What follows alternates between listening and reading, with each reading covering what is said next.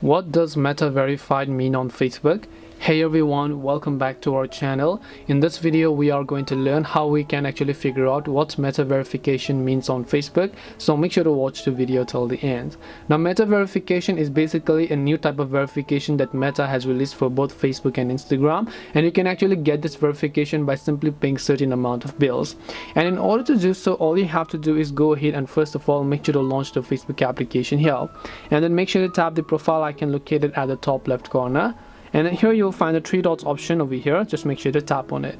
As you tap the three dots option, right here you'll find the option known as meta verification. As at the very top you can see meta verified. Make sure to tap on it, and when you tap on that option you should be able to see build trust with meta verification. So basically it is a verified badge with increased account protection and support whenever you need it. It also has some of the other unique stickers that if you'd like. So now you can just tap the next option here, and now you can just select sign up this profile. Now of course you have to pay a certain amount of dollars in order to actually get meta verification as said by Meta themselves. So right here you can see you will be billed $7.99 per month. You can just tap on the pay to get benefits option.